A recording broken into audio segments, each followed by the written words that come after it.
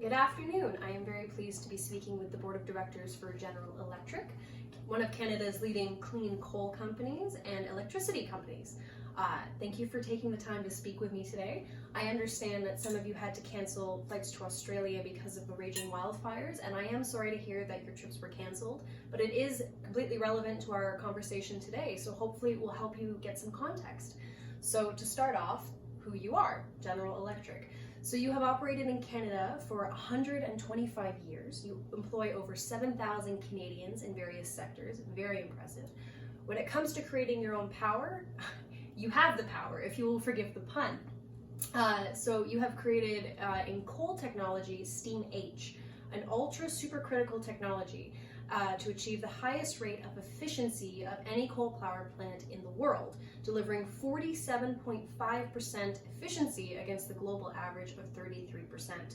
And you've reduced your carbon dioxide emissions by 2%, which is positive. Now, your technology, can remove 99% of local emissions, which has positively contributed to the lack of smog and improvement of air quality. No complaints there, but as stated on your website, you can only address sources of non-greenhouse gas emissions. That is a very, very important distinction, because at less than 50% efficiency when it comes to greenhouse gases, in 2020 is not going to cut it. So, what are greenhouse gases? And furthermore, the greenhouse effect. So, the greenhouse gases that contribute to climate change are water vapor, carbon dioxide, nitrous oxide, chlorofluorocarbons, and methane. Now, in the coal burning process, it's primarily nitrous oxide and carbon dioxide which are emitted in very large amounts. For example, carbon dioxide, for every short ton of coal being burned, so 2,000 pounds of coal you burn, it'll generate about 5,270 pounds of carbon dioxide, or 2.89 short tons. That is a lot. So, greenhouse gas effect is basically NASA does a really great job of breaking it down on their website. If you want a reference point with a video, it's excellent. But for the short form, the Earth has an atmosphere, and the sun's rays penetrate the atmosphere to go to the Earth. The sun's rays, some of the radiation is bounced back into space, some of it is trapped in the atmosphere, distributed around the world, and sent back down to heat the Earth, and some of it is absorbed by the Earth to, again, heat the Earth.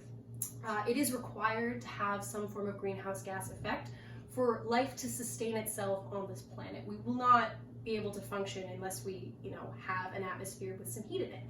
But so again, why should you care if the greenhouse gas effect, in its normal sense, I guess, is a good thing? Well, as I mentioned, the greenhouse gas effect is relevant to climate change because as the Earth continues to warm, it's warming the oceans, and it's breaking down the glaciers and the land ice around the oceans.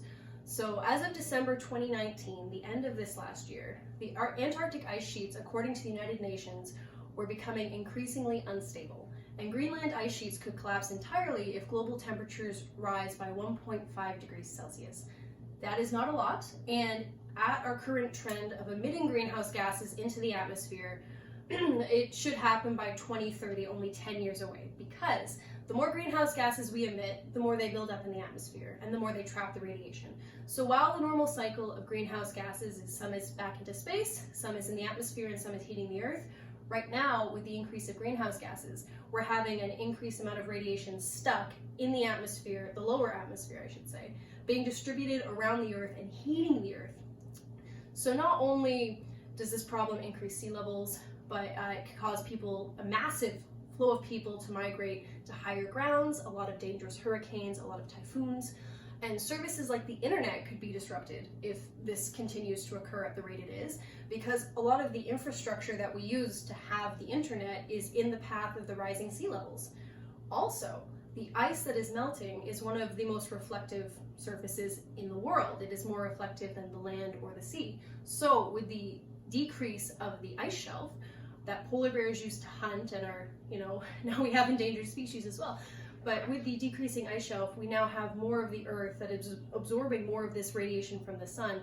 So now we've compounded the effect. So not only is more of the heat being trapped in the atmosphere, distributed around the world and heating the planet, we also have more heat coming into the Earth itself and heating it from within. So it's like a toaster.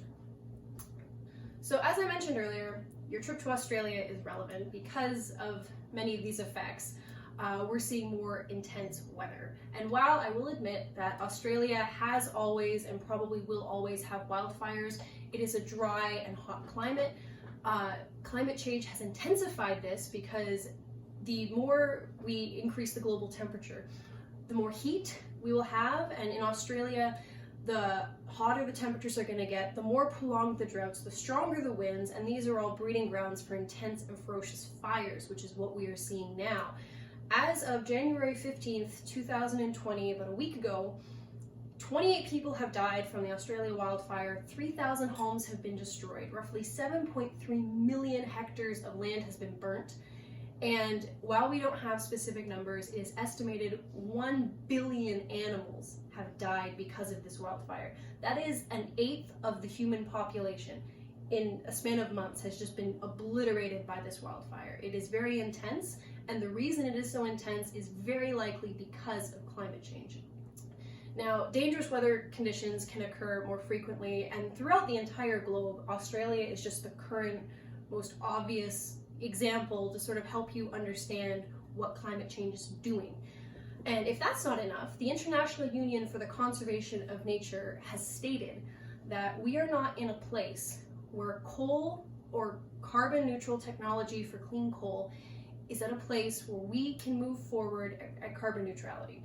So if you want to help, if you've decided, you know, this is terrible, we can't continue to heat the earth, we can't have all of these natural disasters, we can't lose ice shelves and all these wildfires everywhere. Unfortunately, continuing on with clean coal is not currently a viable option. Unless there's some miraculous breakthrough in technology, it's not going to happen. So what can we do? So I would like to advise General Electric, your mission statement is to fuel innovation and cutting-edge technology. Your wind turbine technology powers 563,000 homes a year.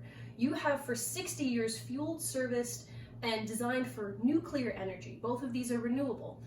You have money, you have technology, you have the influence and the power. Now is your chance to be a leader of change and your chance to continue your tradition. I am challenging you to move away from coal technology altogether. 47.5% efficiency, again, is great, but how long you've been developing this technology and the 10 years we have left to make a difference, we can't get it to 100%, we can't be carbon neutral, and you have the technology to make other forms of renewable energy way more efficient and become the leading international standard for how we generate electricity.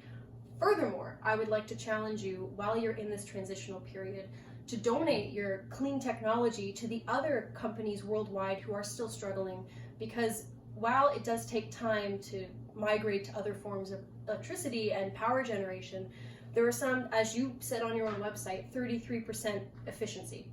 So even if we can get those companies up to 47.5 like you currently are, while we're all trying to transition into a better, more sustainable form of clean energy, that will have a dramatic impact. And there's probably a way, if you talk to your law department, to make this sort of a non-taxable charitable donation. So it is doable. Your tagline for your steam power plants is the power of efficiency, the power of yes. Make wind or solar an obvious and more efficient frontier alternative to coal. The future of our planet and our ability to sustain the future might just rest on General Electric's power to just say